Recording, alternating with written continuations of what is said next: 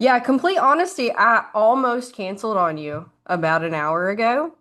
You know, the hardest part about doing these things is that we schedule them so far in advance, and we hope that we are in a wonderful mind space that day when it comes to, but it's not always the case. And so this morning, we found that my 7-year-old had left the gate open to our little garden area back there, and the dogs had gotten in and killed two of my son's chickens. So we just got finished burying them about 10 minutes ago. That's how life works. And, if you would have called to reschedule, it wouldn't have been an issue because um, the universe has its own timing. And I've learned a long time ago to go with the flow. And if something is supposed to be or meant to be, it'll happen. And if it doesn't, then there's obviously something else more important. So I'm open to anything and all things. I agree. I feel like that's also how I tend to handle things myself. So, but I was really excited to talk to you because you do energy alchemy. And even though it's not a new thing, it's new in the mainstream of people's minds. So we call it lots of different things, like Reiki, for example, and energy work. And I really like alchemy and transmutation because it connects the scientific and the mystical. So, we're using the same terms, and if you apply it to how like, chemistry works, then that tends to make it a little bit more understandable and digestible for those who have, our society and cultures. So it's in such a strange mindset, belief system right now, whereas, and has been for a while, whereas we're skeptical of mystical things, but also so many are super religious, which has its own mysticism. And somehow these two are coexisting in a really strange way that I think a lot of us are trying to untangle and work out. Yeah, absolutely. My journey has taken me into so many different directions. It's actually currently have brought me back to the biological side, even though it started off spiritual and mystical.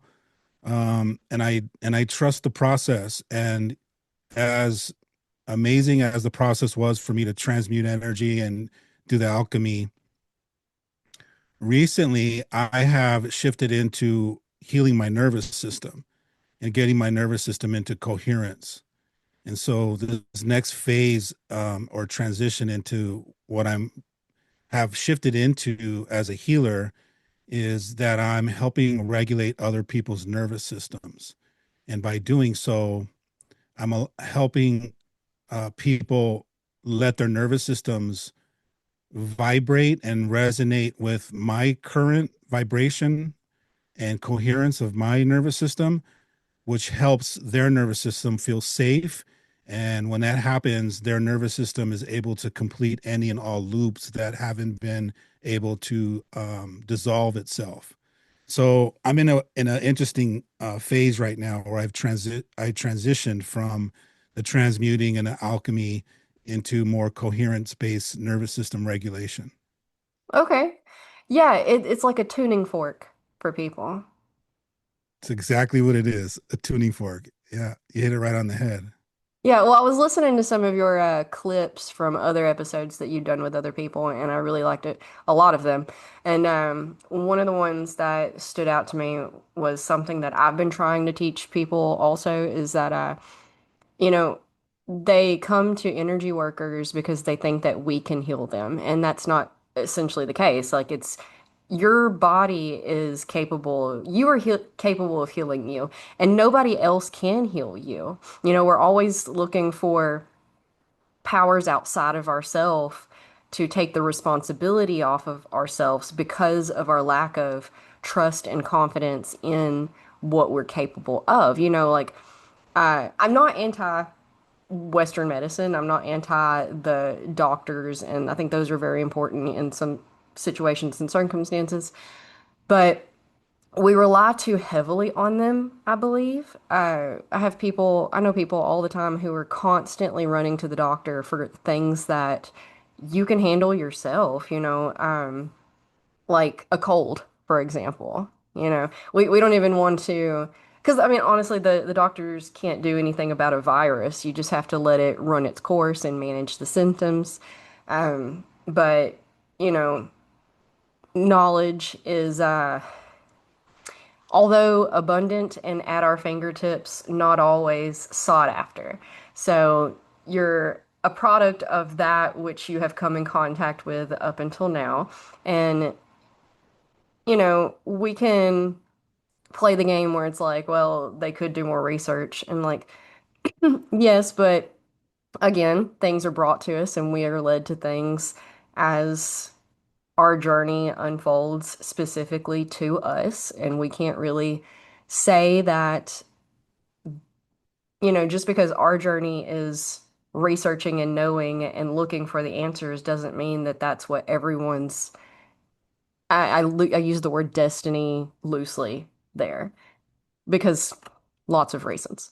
But anyway, circling back, we're capable, each and every one of us are capable of extreme healing in extreme circumstances if we can tune ourselves to it and believe that it's possible. Because if you don't believe that it's possible, it's not going to work for you.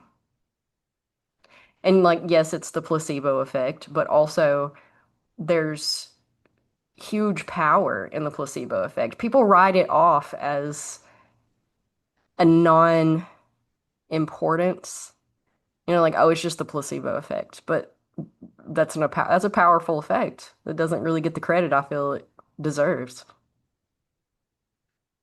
Yeah, what I'm realizing is that there are different stages of healing, and I agree with you that nobody outside of you is healing you. You're healing yourself. And also, if you don't know how to heal yourself or remember how to heal yourself, your body does remember and it does know. It's just waiting for you to hit the level of consciousness to remember that you first have to put it in a certain environment that which will allow it to heal, and that's safety. So when the body feels safe, it already knows how to heal itself. Hmm. And when you're talking about the placebo effect or permission slips, in the different phases of healing or stages, um, yes, belief system and having a permission slip and or the placebo effect comes into play, because when you believe that somebody outside of you, the so-called healer, the guru healer, making their rounds with all the rich and famous, doing all that, when you see that person in this stage, then you give up your power and authority to that person. And so then the placebo effect comes into play, and so does the permission slips and the beliefs. However, when you get to nervous system coherence, all of that goes out the window, and you don't even necessarily need to have a belief that you can heal yourself, because the body already knows and the nervous system knows more than anybody. So when you're sitting in the presence of somebody who has a coherent nervous system, and it feels safe enough, then it just does what it does normally, which is to complete the loops, to transmute and complete the trauma that has been stored in the nervous system, and it just does it on its own because it's a natural law. So belief and placebo effect and permission slips go out the window when you get to that stage of healing, which is just coherence. And like you said, it is like a tuning fork. So if I'm sitting and resonating with coherence, my tuning fork is available for anyone else to align themselves with and allow their tuning fork to match frequencies and to reset itself or to regulate their own nervous system. Yeah, because it's either fight or fly or rest and digest and heal. Yeah, for sure. And we do, every single one of us are tuning forks for the others around us. That's something that, energy is contagious. And when you're around someone who, you can go out into public and run into someone who's having a crap day and they're lashing out at everyone, they're super angry. Most people walk away from that interaction also angry. Whereas, if you can learn how to be your own tuning fork, because that's something that all of us are capable of as well. We don't have to rely on other people to help tune us. We can do this ourselves, and this is the where meditation and well, there's lots of tools, grounding, yoga, exercise. There's all sorts of good food. Everything that we interact with on every moment of every day is helping us tune ourselves in one direction or another. And the way our nervous systems, our brains are calibrated just naturally is to pay more attention to that which is disruptive rather than that which is healing. A lot of us have been so seeped in chaos our entire lives that peace feels scary. It feels not right. It feels looming and ominous. So we move away, or boring, so we move away from that towards something that's more chaotic, more just because it's our brain and our nervous system's job to protect us. And so it's naturally drawn to the chaos and the despair and the turmoil because it's important for us to know about those things so that, our brain's like, hey, I need to know about that. That's important information so that I can protect this person, my body, if those circumstances come across. So it takes a lot of work sometimes if it's the momentum train. If the train is moving in one direction for 30 years, it's really hard to put those brakes on and turn it around and get it going in the other way. You get it going towards the peace and the positive and the happy. It's a slow roll at first because those trains are heavy and you got to build that momentum back up. Yeah. Um, However, nothing is impossible, and it takes somebody to hit a state where they decide that there has to be something better. There has to be something for them as far as answers. And with that, desire will cause a shift in that momentum and that frequency. And people can turn around any type of conditions, especially the survival condition. Once you have an awareness that you have been living in a survival mechanism for such a long time, and you have this profound awareness of it, and you awaken from it, you can do a U-turn really quick and create some new momentum in the journey of surrendering the hypervigilance and surrendering the fear and surrendering the bracing and surrendering the waiting for the next shoe to drop.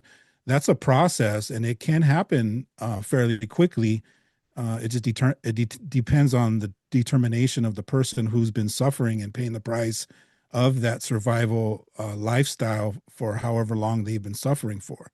Hmm. Um, but it doesn't have to always be an uphill battle and have to be a long process. It just takes for somebody to decide that they've had enough and that might deserve or want to deserve a quality life. And that starts the shift. That starts the shift in the quantum field. It causes the shift within themselves, and it strikes up a new frequency. And if you can get aligned with what you talked about, is some of these practices like meditation, breath work, spending an hour or even 15 minutes a day just in stillness, that momentum starts to head you down that path of returning back to regulation. When you can regulate your nervous system, all the other symptoms start to dissipate. Absolutely. I agree completely. Did you have a certain shifting point in your life, or were you always?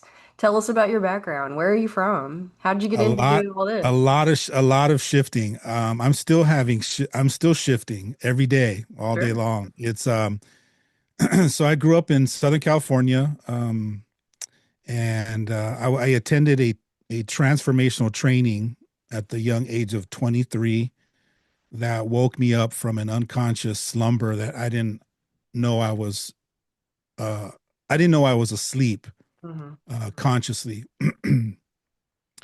You don't know you're unconscious until you become awakened or you have a conscious moment.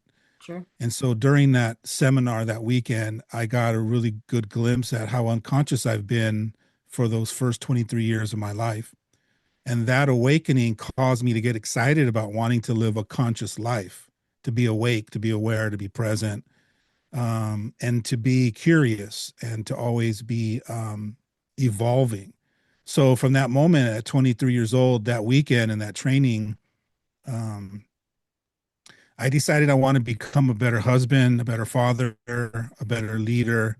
And I knew instinctively and intuitively that in order to do that, I had to work on myself.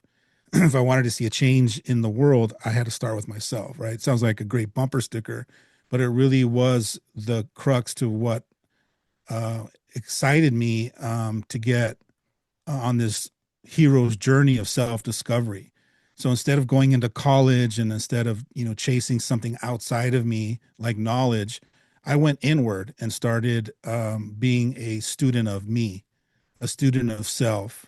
And I embarked on a journey of self-discovery, leadership development, and then I became a life coach and started coaching people in leadership trainings, conscious leadership development.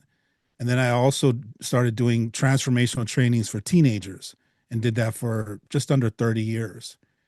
All along that whole time, I had been evolving, awakening, and then helping other people awaken.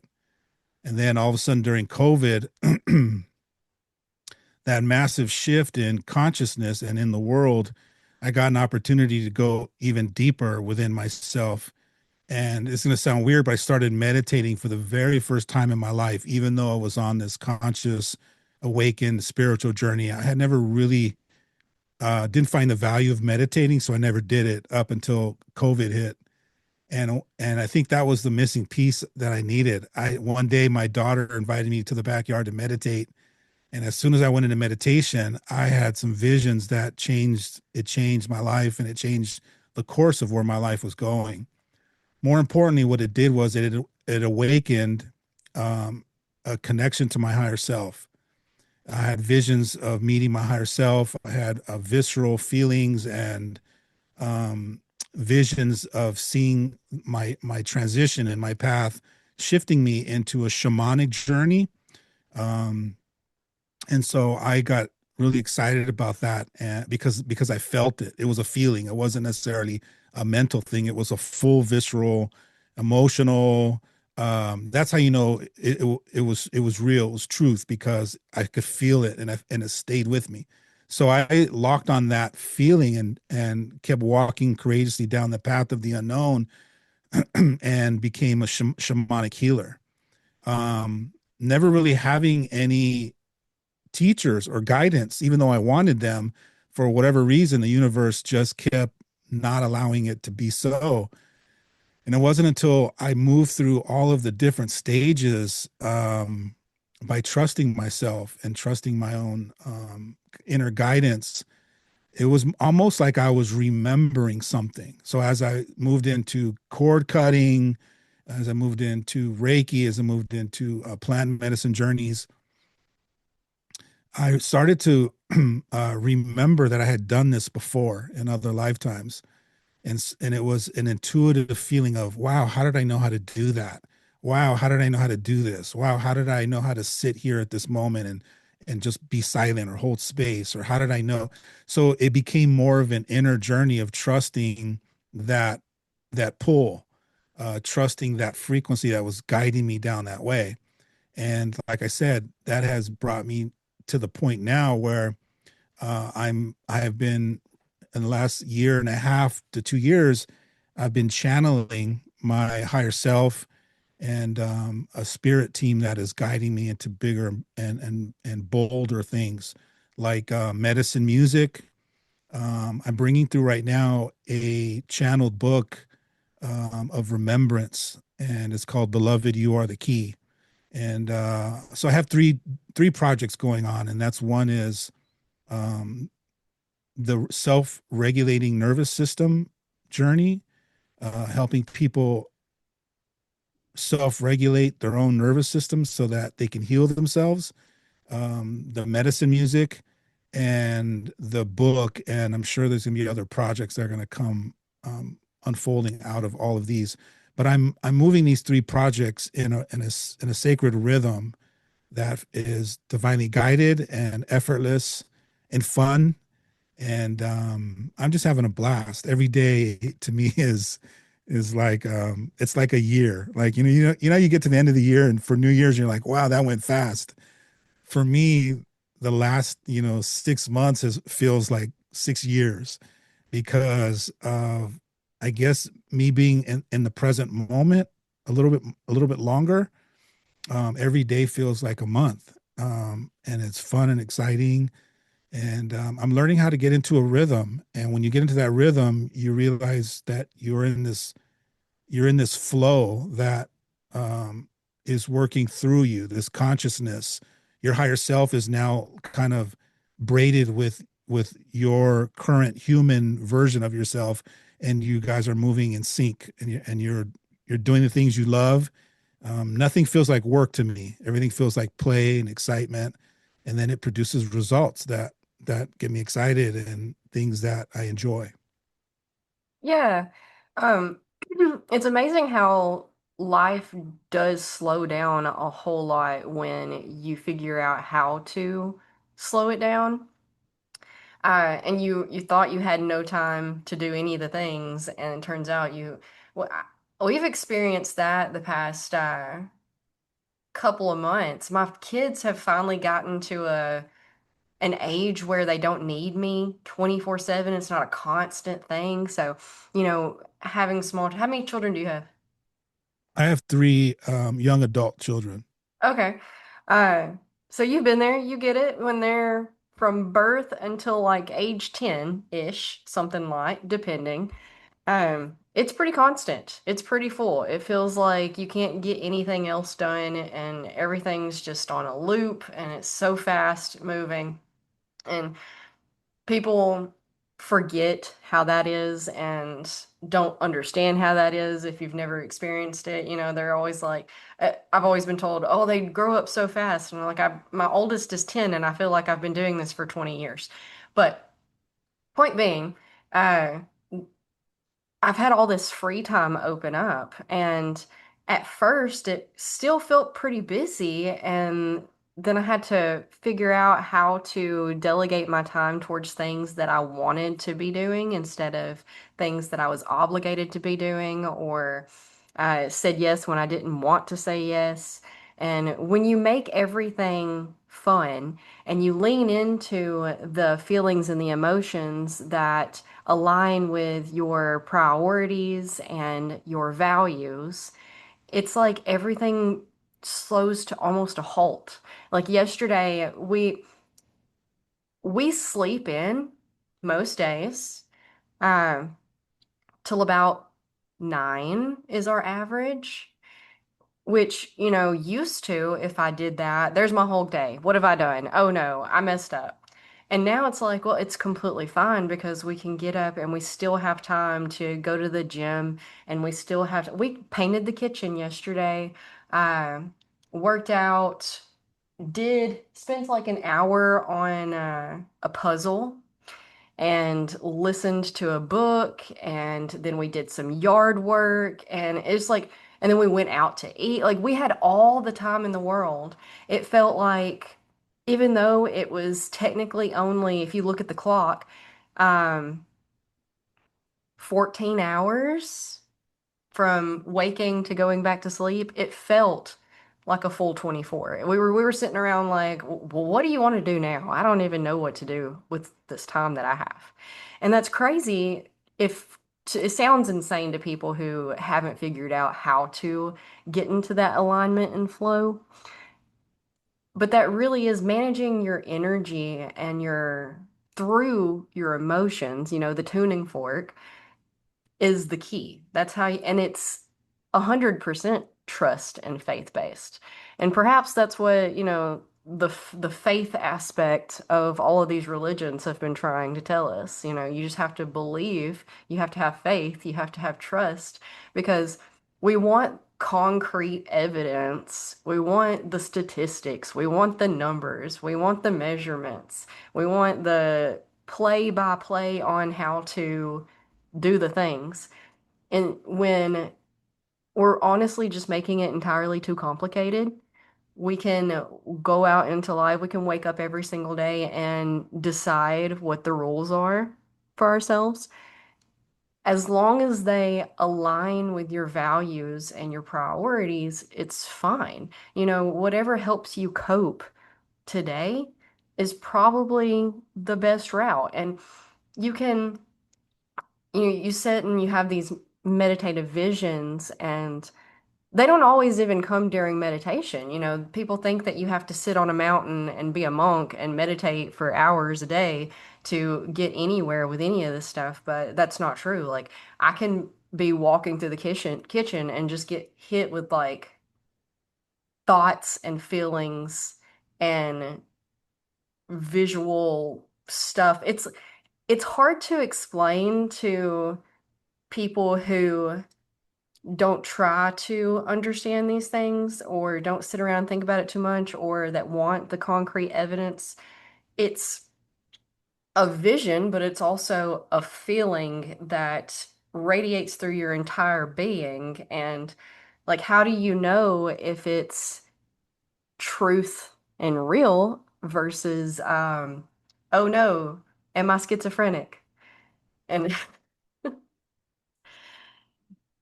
I think it's just a matter of like it doesn't really matter, honestly. As long as you're having a good time, as long as a you're tuning yourself pretty well and you're a good tuning fork for the mess of ocean of tuning forks that are people and society and culture, and maybe as long as you're doing the best, it doesn't really matter because we have a finite time and we get to decide how we manage that time. And at the end of the day, fun is the only thing that really matters.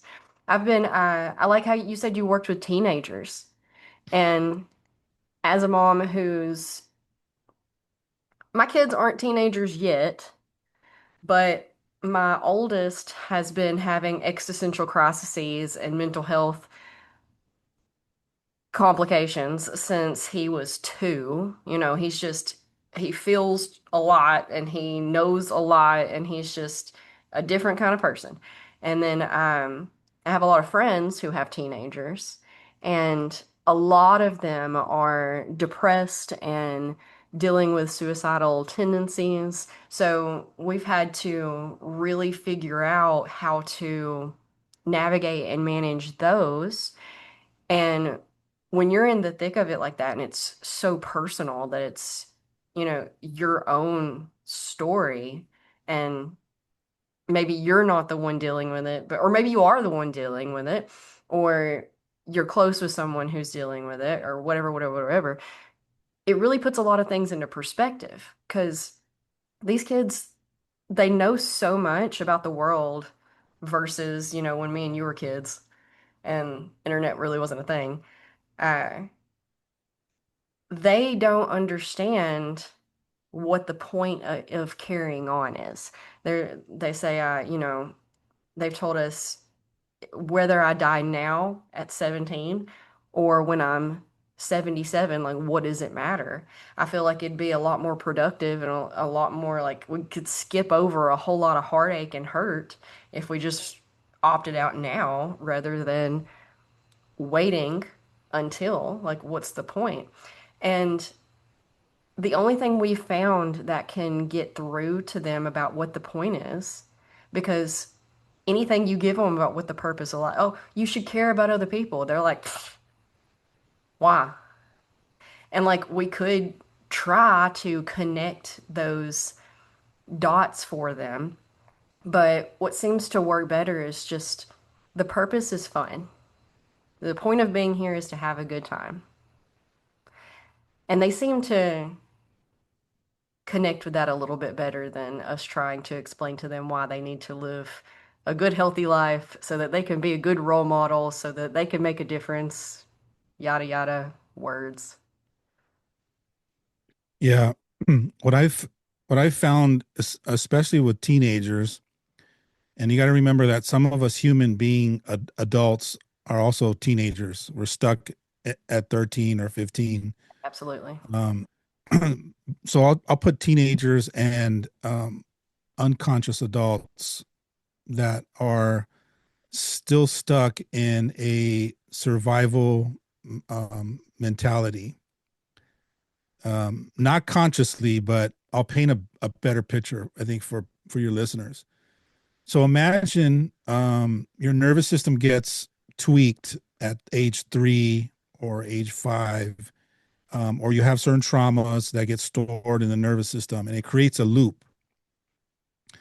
And no one in your family, your parents or elders or anybody, understands that you need a way to complete those loops to heal your nervous system. And if no one teaches you that, your nervous system just keeps taking on more traumas, more emotions that get suppressed, and so then your nervous system just keeps creating these loops over and over. So you might have, let's say, 30 or 40 trauma loops that keep cycling around, and you have other micro loops that are in your nervous system that just keeps you hardwired.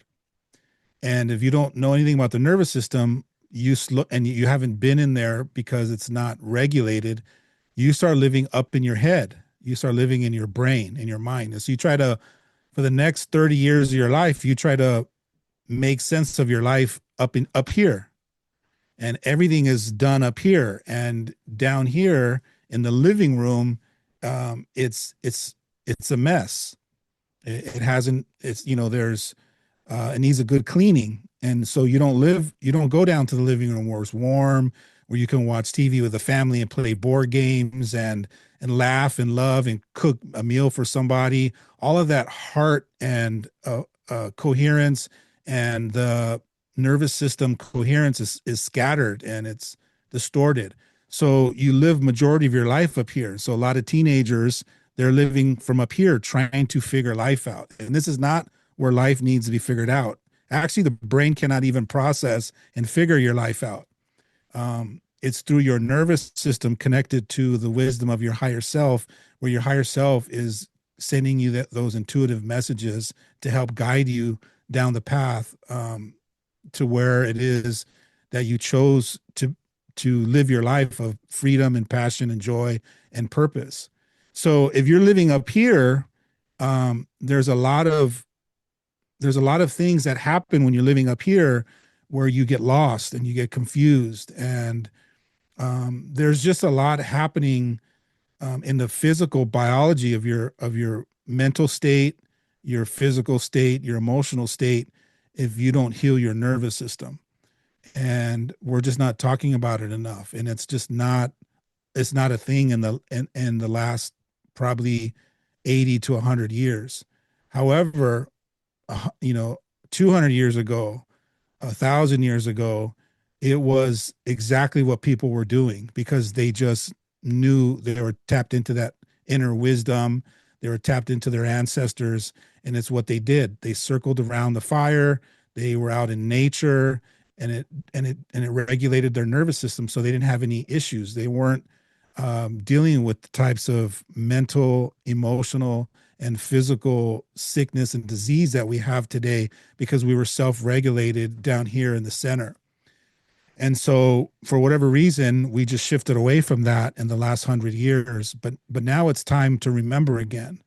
And that's why people like myself and other people who are what I call the rememberers, we're here to remind us how to get back to the nervous system, and find yourself a safe place so that the nervous system can complete the loops and can complete all of the emotional suppression that you've been stuffing and storing and afraid to look at, so that the nervous system can heal itself.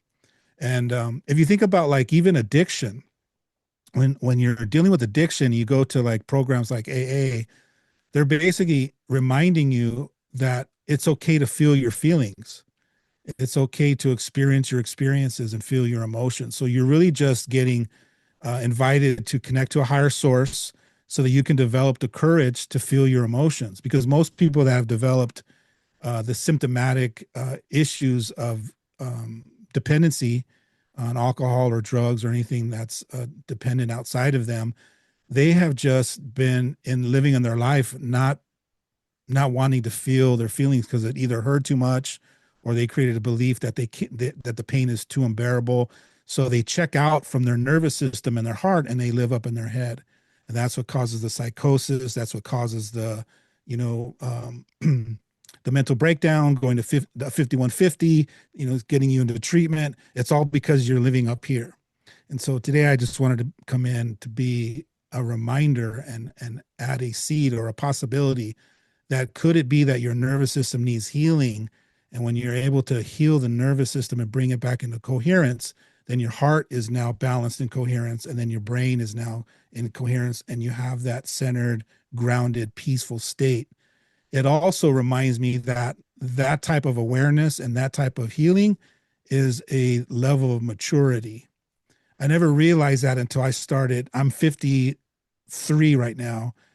Three years ago, at age 50, I was barely realizing that I'm at knocking at the door of maturity.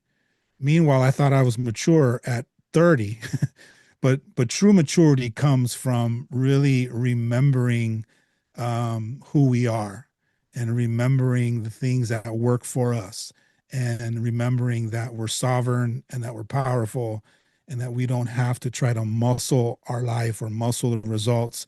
In fact, surrendering that state of trying to make things happen is it takes maturity and trusting certain people that help you find that centered and balanced state takes maturity. And when we're talking about the teenagers, if they've been living up in their head for such a long time, it's hard to be centered and grounded from here because that's not where centered and grounded is actually uh, lives. It lives right here in the center of you, and that center is the nervous system. Yeah, yeah, I talk about that a lot in my yoga classes, whereas we spend entirely too much time in our heads because that's where all of our senses are. That's where we're seeing the world. That's where we're hearing the world. That's where we're tasting the things. But our awareness, the more we can keep it in the lower parts of our bodies, the more relaxed we're going to be, the more, because there's less going on. There's too much to process up here if you're living in your head all of the time, outside of just the mind and the thoughts multiplying, dividing, transcending dimensions. The minds can do crazy things and they do way too much if you let them. And you kind of have to, it's like training a puppy. You're training your mind to dial it back a little bit, come down into the lower half, the lower, not even half, like the lower majority. If you can get past the neck down, you're doing okay. Living in your heart, living heart centered. Uh, we have neurons in our heart and our gut, just like we have neurons in our brain. So we can use those to think and act and do and speak and lead and live. And honestly, they do a whole lot better at it than our heads do because our heads are just doing too much. And that's probably something our ancestors knew was a problem. Like you're thinking too much. You're thinking too hard. You're doing too much over there. You can just breathe and enjoy life. It doesn't have to be as complicated as we make it out to be. But it takes a little bit of self-discipline to shut off the constant influx of information and there's always something that's pulling at our attention, whether it be our phones or our emails or the TV or the people in our life who also need to learn how to self-regulate and aren't so that they're not constantly looking to other people to help them do that. But it does take a sense of maturity, and I've always thought it was hilarious that I read an article yesterday. It said a 19-year-old woman. I was like, I mean, yes, but I didn't feel like I was actually an adult until my 30s, for sure. And I think we rush everything. We rush ourselves to grow up. We rush children to grow up. We rush to figure out what we're doing with our lives and settle into adulthood. And what does that even mean? I have a friend who was telling me the other day, she said, I just felt that by 35, I would have made it. I would have reached my destination. And I think that that's a big problem that we have is that we feel like there's a destination to reach and we forget that it's a journey. Again, great bumper sticker, but the cliches are cliches for a reason. And looking over them, glazing over them, really does us an injustice when there is no destination, there is no hurry, there is just this moment and nothing else. We don't know what tomorrow brings. We don't know if tomorrow brings tomorrow. Right. And Can we all be of that happy today? wisdom and all that beautiful wisdom that you're sharing does not come from here. It gets channeled through from our ancestors, from our invisible spirit team, whatever you want to call it, your higher self, God, consciousness. It comes through us, that wisdom, intuitively through the center. It doesn't come in from up here. Up here in our brain, well, it's trying to figure things out of a job that's not designed to figure out.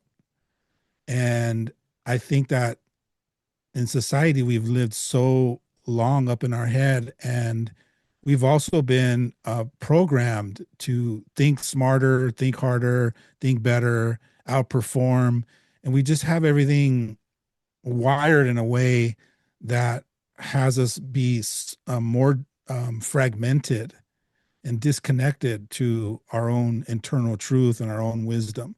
And so we're just off balance as human beings. But it takes somebody to be off balance the way I was, where I in my early 20s, I didn't know I was unconscious until I had that awakening. And Mhm, an awakening can come at any moment.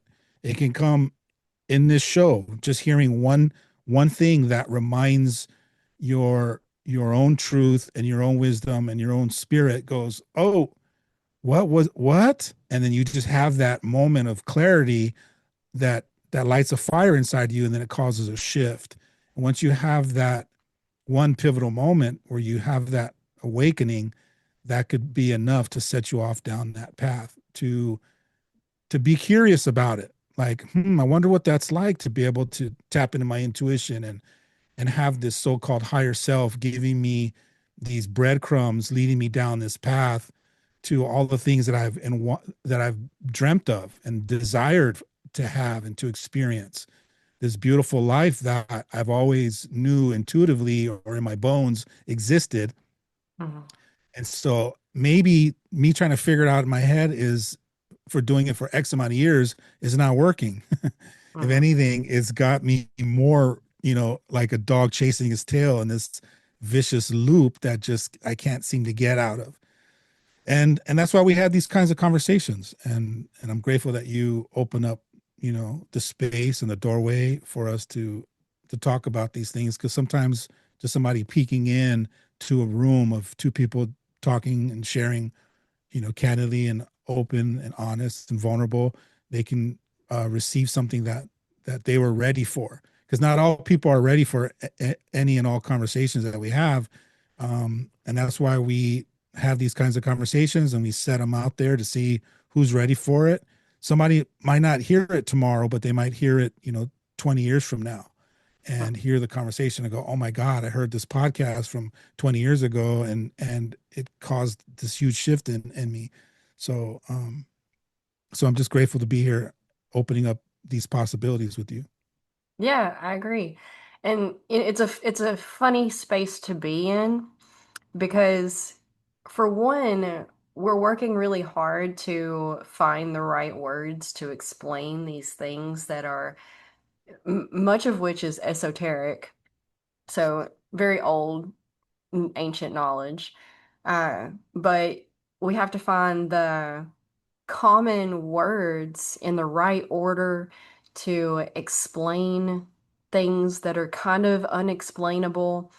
At the same time, once you do really understand the depth of it all, you find that it's all really simple underneath, which causes you to almost be done talking about it. It's like, oh, I don't even care to talk about this anymore. When you really understand it, it's because talking about it and finding the words is living up in the head and using the brain. When if you're really living in your heart, that's the thing between like those who are good listeners and those who wait to speak or don't even I have so many people. I know so many people who just love to hear themselves talk and they just rattle on the same stories three times in the same evening, and then they'll ask you a question about something because they're like, oh, I should involve them. So they'll ask you a question, and then you start to answer the question, and halfway through your answer, they just start talking again. And so they weren't even listening. So it's kind of like that, once you really start putting these types of things into practice, you become a better listener because you're not as interested in the complexities that speech bring us. And if you're just living in your heart and witnessing and watching, because the awareness, everything always comes back to intentional awareness and being the witness of the experience and not necessarily needing to attach yourself to the experience. That being said, I love words. I love languages. I think they're beautiful. Yeah, I love words too. I love language. However, what I'm realizing and remembering now is that it's like what I'm realizing and remembering for myself is that when I speak, I'm not focused on the words. I'm more focused on the silence between the words. Hmm. And I've realized that being a great listener is basically being a mirror. So when people sit with me, I can mirror back to them what they already intuitively know about themselves. However, they've never stopped long enough and slowed themselves long enough or been still long enough to actually let it land. So when you become a great listener, you're basically creating the stillness and the silence for and the mirror for them to see themselves, to hear themselves. And that's medicine too. Hmm. And I think that when you just allow yourself to communicate from your heart, when you allow the words to come flowing through you, um, then the brain, I don't believe there are the right words.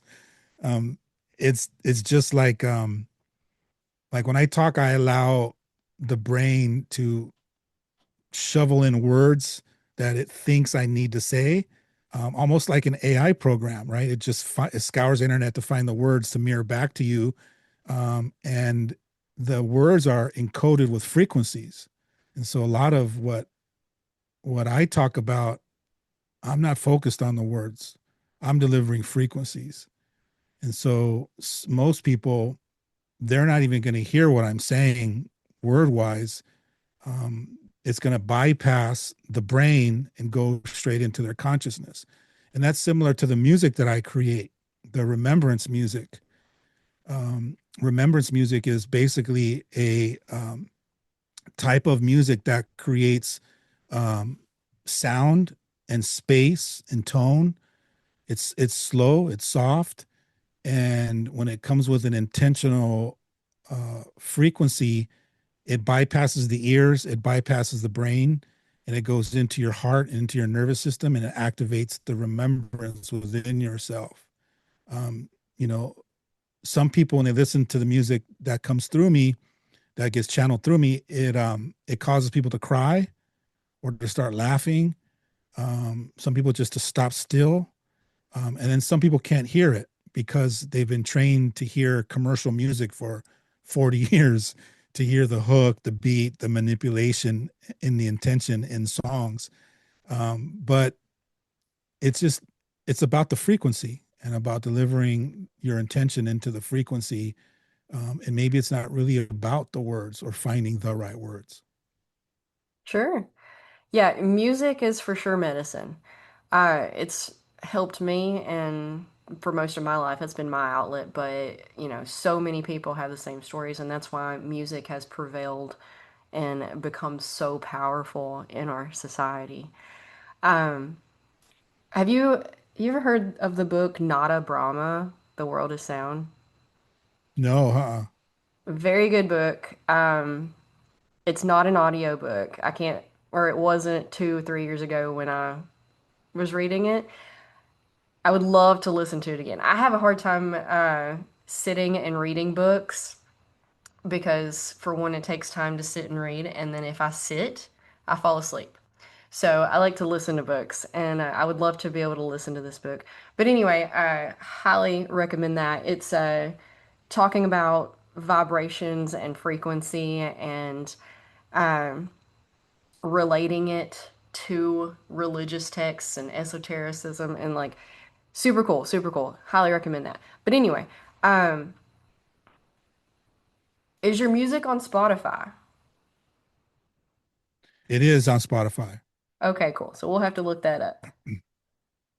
And the more and every time an album comes through, I immediately upload it to Bandcamp first. So all the albums are on Bandcamp, and then from there they go to Spotify. Spotify takes about 30 days or so to get on there, but all the immediate stuff as it comes through and gets recorded and then it gets mastered, it'll go straight on to Bandcamp, and then from there it goes on to all the other distribution, Apple, Spotify, and all the other channels. And it's there as medicine for humanity. The intention is to not necessarily make music. Um, it's really to create a temple for people to feel safe in and to remember themselves as they're listening to something that sounds like music. I don't really like to call what what comes through music because when people think of music, they've already trained themselves to to be entertained, to to be activated, to have nostalgia kick in for them. And so remembrance music is its own new genre that's coming through, and you're going to start noticing in the next 3 to 5 years, more people are going to start channeling remembrance music. Um, but it's a new wave, a new phase that's coming in, and more people are going to be wanting it. They don't know that they're going to want it, but I think people are starting to really get turned off by traditional commercial music. Hmm. I think Yeah. it's just lost its flavor and it's ran its course, and a lot more people aren't resonating with it anymore. And so for me, medicine music, it's not something that you listen to. It's more like something in your body that recognizes itself. It's like when the body feels safe enough, the memory returns on its own, and it's more like biological embodiment. It's not an intellectual thing, and I'm just excited to be a part of being the bridge or the vessel that allows the frequency of remembrance to come through, be channeled through, and to express itself. And it's fun and exciting. Yeah. I'm excited about the developments in music moving forward because we've seen a lot of different genres popping up in recent years, especially since COVID, um, that are more tuned towards the science of frequency and vibration and how that can heal the body. And then you hear a lot of people taking what may have started out as guided meditations and putting it to a beat and turning it into something useful in the sense of like meditative music or affirmations and programming the belief system and the subconscious and stuff all in a fun way. You know, it sounds like hip hop rap, but it's actually got all of this depth and intention behind it. And, you know, the music industry was one of those that got really corrupt and really gatekept and really hard to navigate and manage and became very manufactured.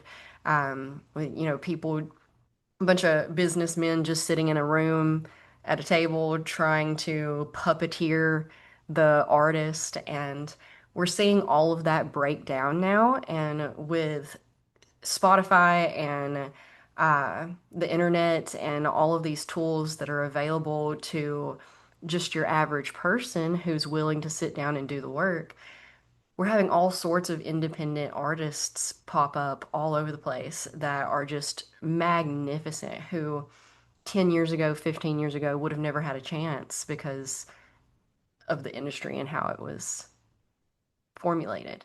So I'm really excited about music and the future of it and moving forward with that. Yeah, it's going to be exciting.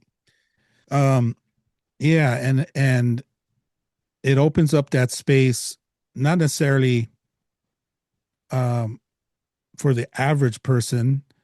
I'm going to call them creatives because somebody who decides that they want to create music is not an average person.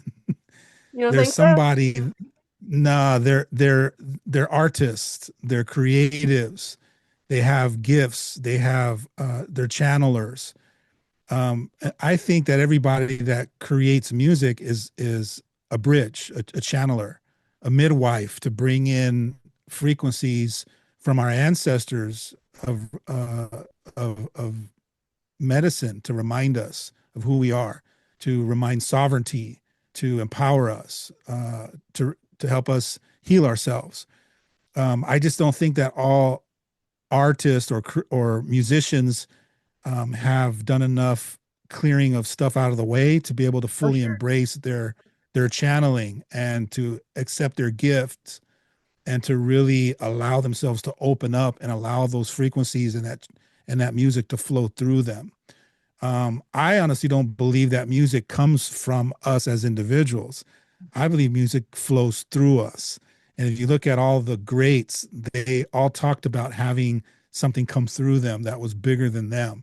So Hmm. when we learn how to get out of the way and allow our ancestors and our angels and spirit team and the universe, God, consciousness to come flowing through, it's all beautiful truth that's flowing through, and Hmm. it's clean and it's empowering, and I think that that's our job. I think as musicians, um, creatives, artists. I think we just got so caught up in the idolizing people, make turning them in, the band member or the artist that uh, we turn them into gurus, we turn them into major celebrities, Hmm. and um, we're turning away from that now. It's with technology and with platforms that are allowing everyone to tap into that inner brilliance, that inner genius, to allow it to come flowing through them and creating. Um, it's a game changer, and it's going to keep changing. I'm excited. I watch it every day unfold, and what's really exciting is watching how people in the industry are kind of panicking Hmm. because the platform and the format they thought was going to be like that forever is shifting. Hmm. But if you look back in time, everything changes. Hmm. When the first drum machine came in, I'm sure drummers were freaking out because they were like, "Oh my God, I'm going to get replaced. The drummer is not going to be," you know, when when certain technologies came in, when the camera came in with automatic focus and automatic everything, the photographer started freaking out because they're like, I'm gonna lose my job. No one's gonna hire me because now everyone wants to be a photographer and everyone has a phone. Everyone's, taking these amazing photos. It's just, it's just, it's a sign of the times. It's just what's happening.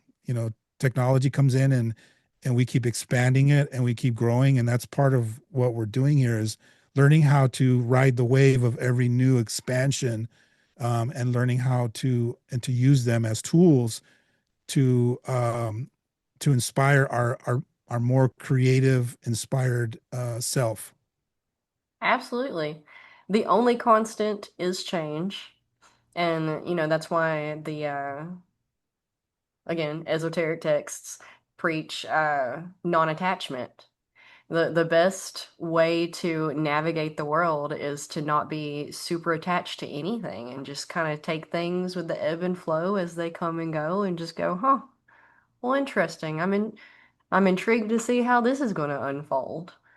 But I would argue that each and every one of us are artists in some form or fashion. We think of arts as being music or poetry or painting or drawing or, this or that, but also art is parenting, it's gardening, it's woodwork, it's interactions with people. There's an art to communication and building relationships. There's an art to food.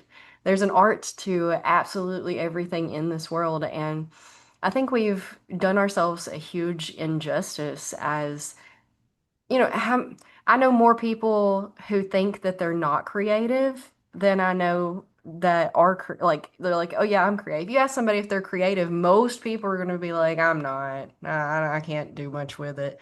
But that's, our a sense of our programming and how we've adopted these archetypes of the starving artist, the crazy artist, the artist with a addiction problem or the drunken artist, like we have all these negative connotations to the artist that we've for the most part uh voluntarily separated our own identities to anything that would be that kind of sense because, you know, each and every one of us, for the most part, fancies ourselves a good person. We want to be a good person. So our brain categorizes and organizes archetypes and things and memories and to where, you know, it's very, very, very common, unfortunately, for people to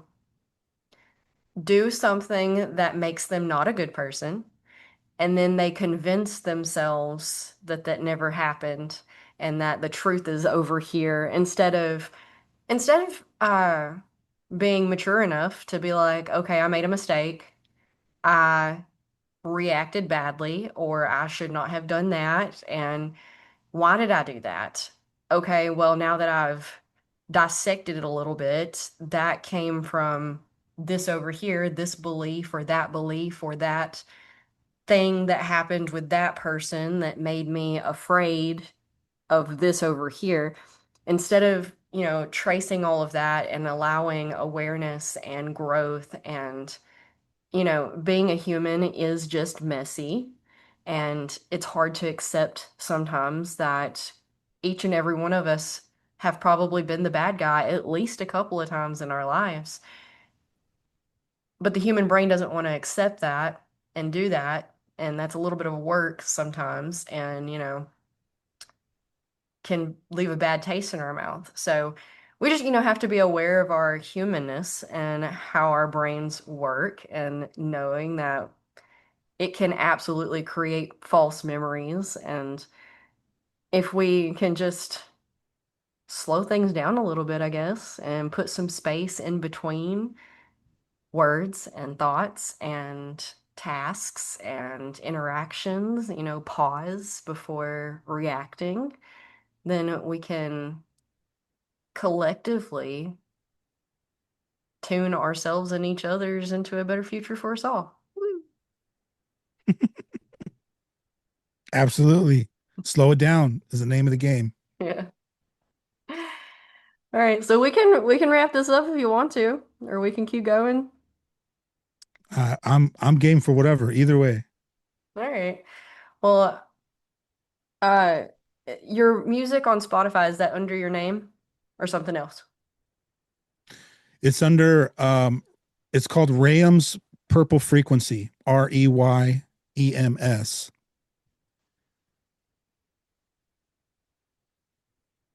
Okay. So we and can you can find find it. it. Yeah, you can find under Rayam's Purple Frequency. Um, Either Spotify, YouTube, or Bandcamp. All right. Yeah. Well, cool. We'll link that below so everybody can find it and give you a listen and, start their own healing journeys and do whatever they need to do to live, be happy right now. Because I agree, nervous system regulation is of the utmost importance. There's nothing more important. Nothing more important. Because how you feel directly correlates to the health of not only your mind and your body, but of your relationships and your quality of life and literally everything. It all starts with tuning your frequency to something that's coherent. Yeah. And I didn't realize, to be honest with you, how important it was until I started to understand as human beings when we don't resolve certain issues that we experience in real time, or we suppress emotions, or certain traumas happen and we don't talk them out or complete them or make sense of them. I never realized that all of that energy has to go somewhere. Hmm. And when you really look at it and go, where does it go? Well, it goes into a container. And if it's in a container and it's unresolved, then it just keeps cycling around. Hmm. And it's the reason why people during Thanksgiving all of a sudden starts having stress and anxiety, and they have to go and get treatment somewhere, or during Christmas time, or when the weather turns cold, it triggers a loop, and then now your stuff starts cycling back around from every year, or the last 10 years, or from 30 years ago.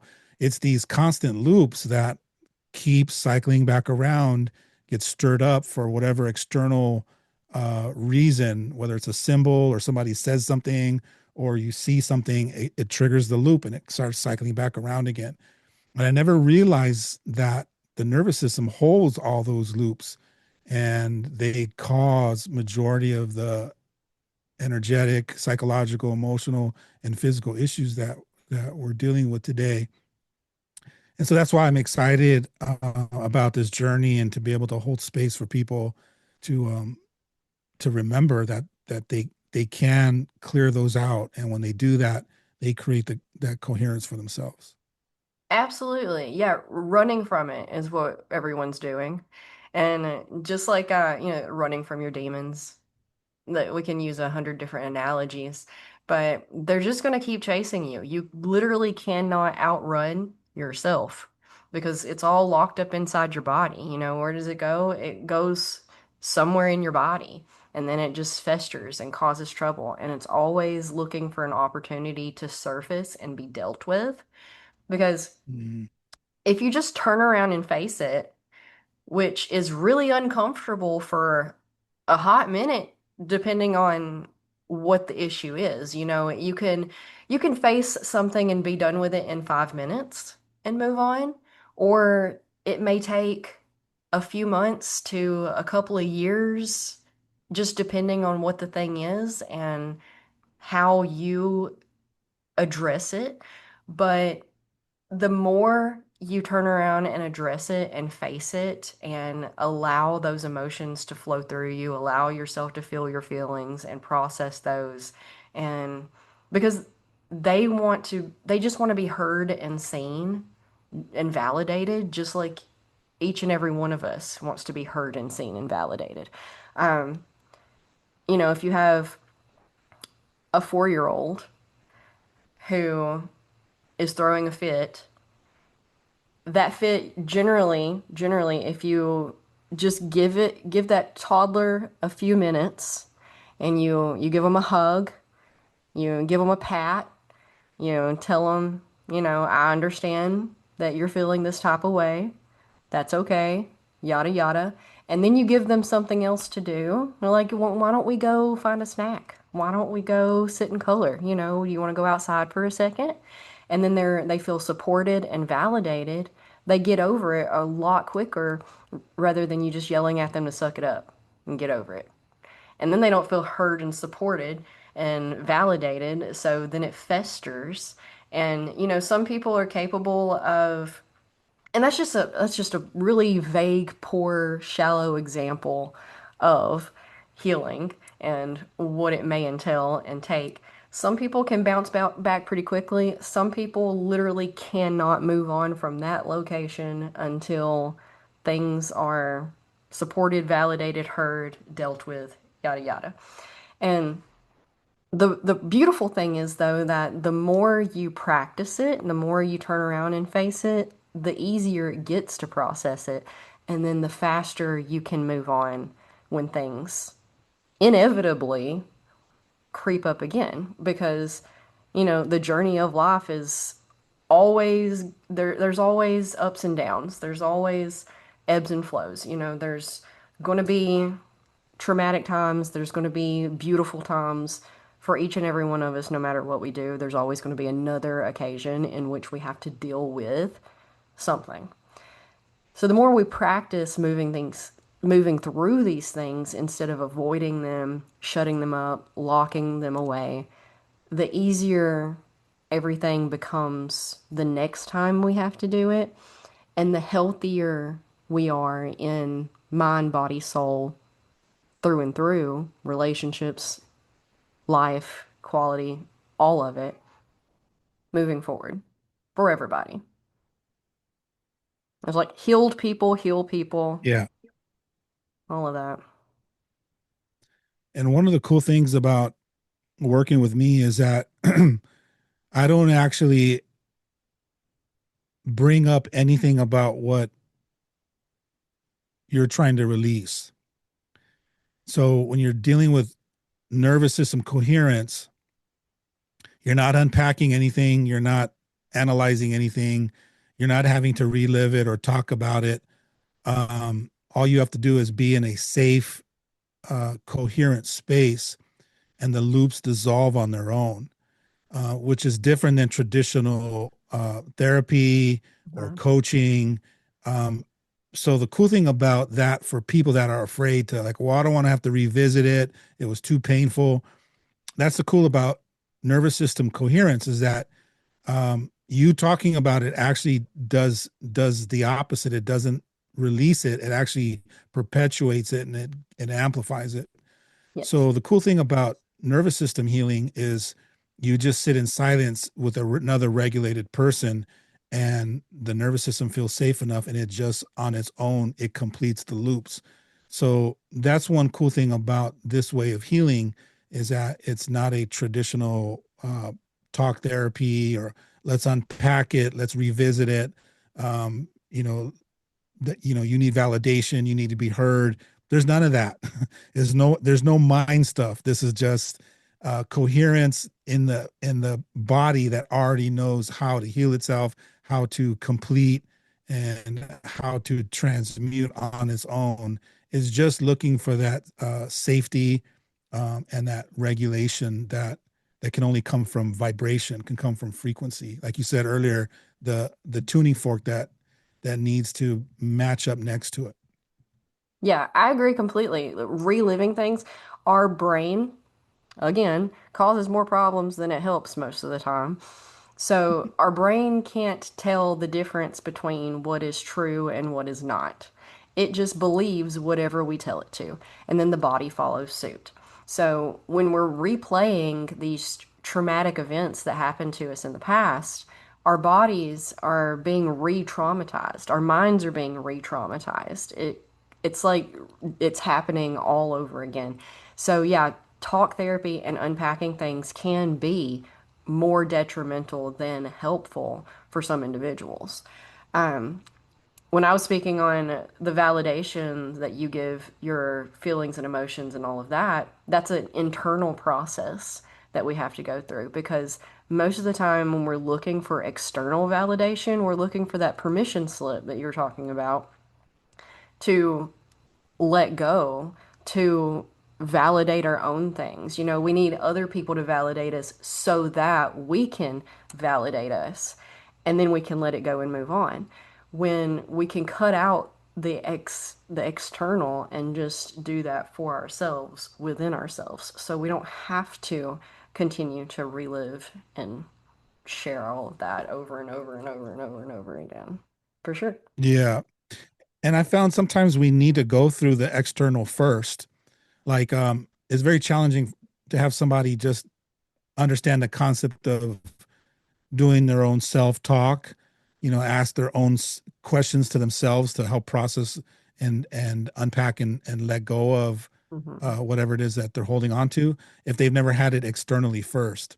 So sometimes you need a therapist, you need a coach, you need a friend or somebody to mirror you or sit across from you and ask you those open-ended questions. Well, how Hmm. did you feel?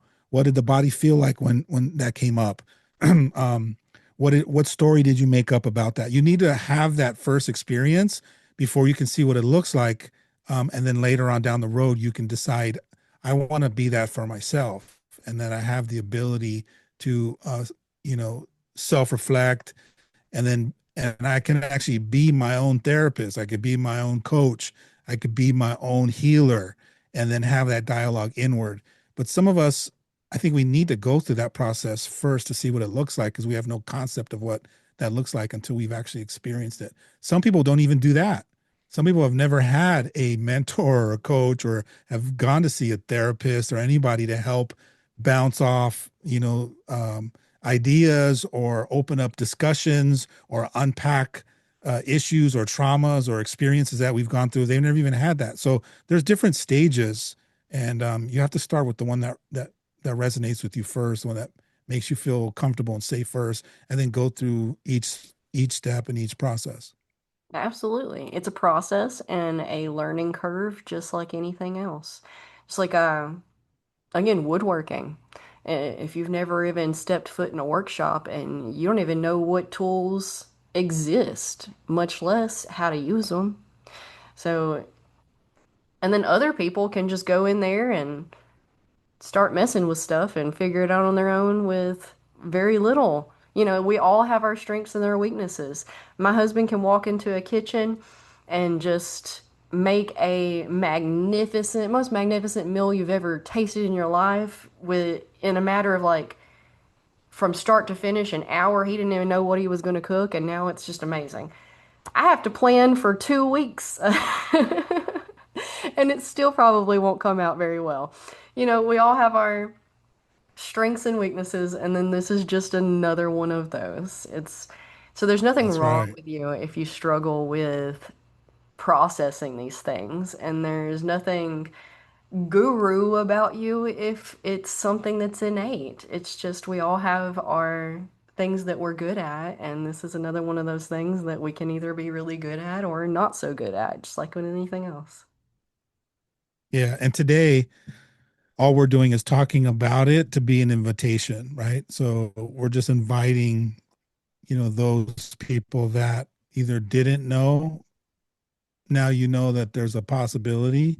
And so we're just inviting you into exploring that possibility that you can, help yourself by looking inward and asking yourself those open-ended questions like, wow, why did I get angry? Why did I react? Or man, I never realized that I do this because of this. Or it's living in the question. I think is the best starting point is to be open and honest and courageous to explore questions. Helps you start to unpack some of the things that get stuck in your mind, in your field, in your nervous system, that that that's the crux to causing all of the other issues that that arise out of holding on to it. And like you said earlier, these energies that we store, whether we did it consciously or not, they're just asking to be released.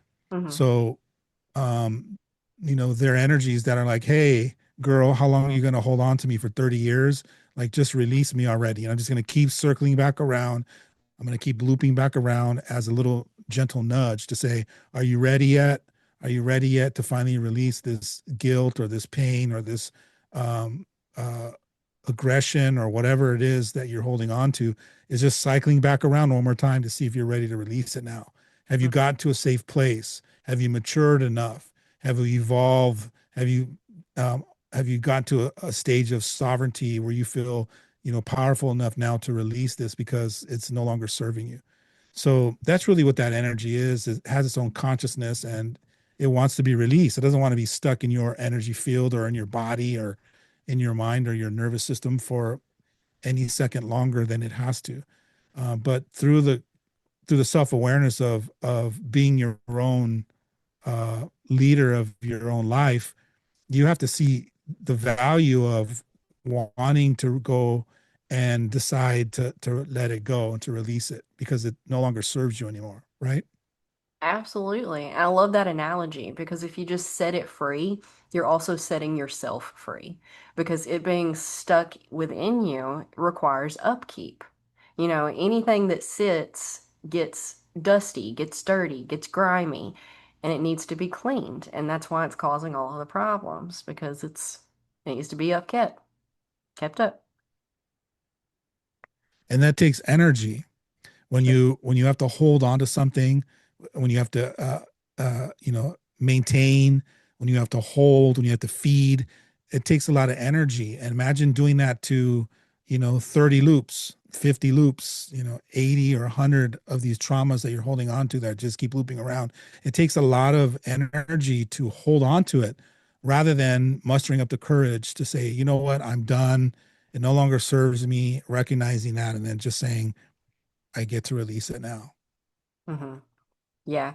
And coming back to your point earlier, and I promise I am trying to wrap things up for you and set you free for the day.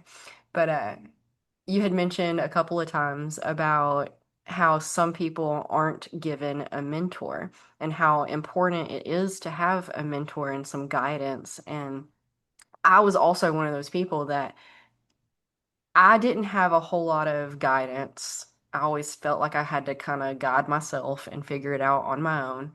And I came across a music artist who I latched onto. Her music was very conscious oriented and directed.